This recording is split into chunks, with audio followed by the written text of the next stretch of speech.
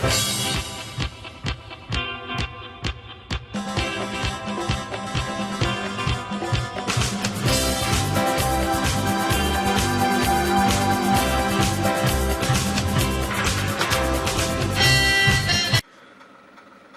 and welcome back. This is Steve at Bucks Coins and welcome to the channel. Today I have a military lot for you. It's actually some World War One Christmas cards, silk cards that were sent by men in the trenches or away from their loved ones. And we also have a piece of trench art.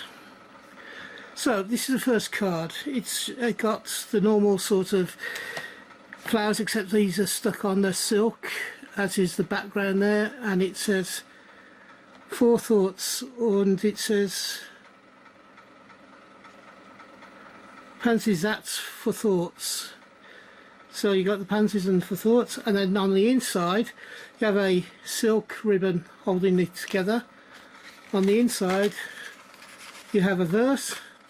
Now this is over 100 years old, nearly 110 years old, if it's from 1940, and it's a pre-printed one, and it says, "Glad days be yours, to my dear May,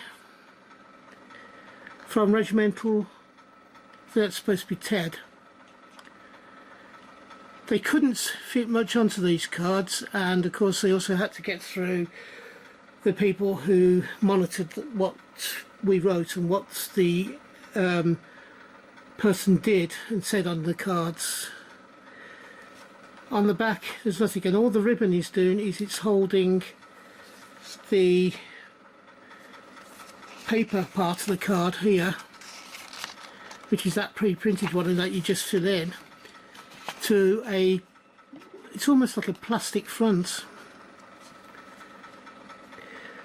These two are slightly different, these next two, and on this one it says something like Margot or Margaret from John. On the back here it has the cartel poster, so it's a French card, and then we have this beautiful silk embroidered front. And it says, "Best Christmas wishes." It doesn't say which year it is. You have on there some flowers that are probably seasonal flowers, and a bluebird. So they're all things that are sort of beautiful woven. This silk here is all hand stitched by the looks of it.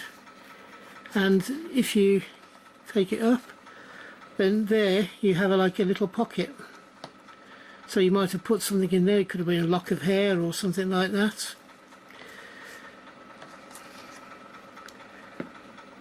This third one is slightly different again. It's a flat stuck on design, piece of woven material that's stuck onto a card.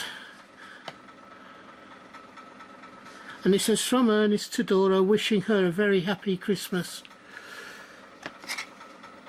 It doesn't say which year it is. Again, this one here is a Tux postcard against the cart postal.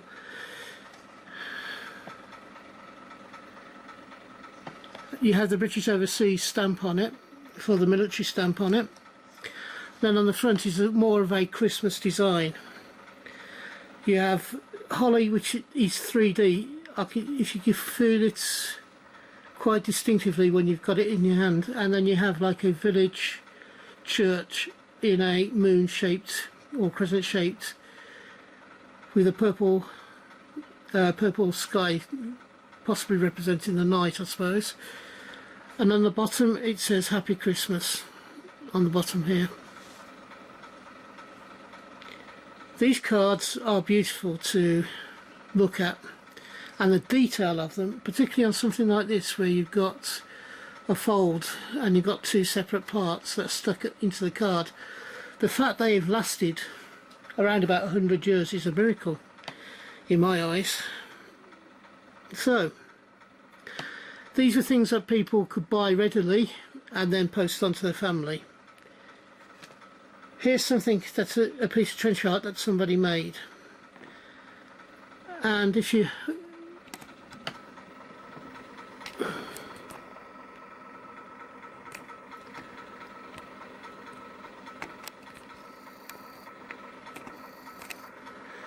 there you have a, can you see, you've got the portrait that's cut out.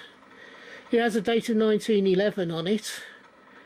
It has the value of a farthing, and we have a hole at the top here. If we turn it over, we have a brass version of George V with a hole in the top there, and George V's portrait has been cut out from the back of the coin, and you can't see, well, you can see just inside here we have Britannia, and it's a 1911 because the date's at the bottom there. Somebody had this farthing for whatever reason and decided to make it into a good luck charm for themselves. They managed to take out the portrait very carefully, cut the portrait out, and then they got the hole at the top, and that would have gone through a piece of silk or a piece of leather strapping or a chain of some description, would have gone through that hole, and it would have been a good luck emblem for them. A bit like a St Christopher, but a King George, who was the monarch at the time. I thought this was lovely, and it wasn't that expensive. It was at the cheaper end of the trench art market. I think I paid about £4 for it, £4 or £5. And these cards I think were a couple of £3 each as well. I think this part of the militaria stuff that I see, it's cheap, it's not overly expensive, and it has a lot of memories for a lot of people. I dare say most of those people that were written either on the card or the person they were writing to, they probably wouldn't be alive now, and there's a very good chance that some of them may not have even come back from the war, and that's what makes these so poignant. So, what do you think of this little trench art / World War I military collection?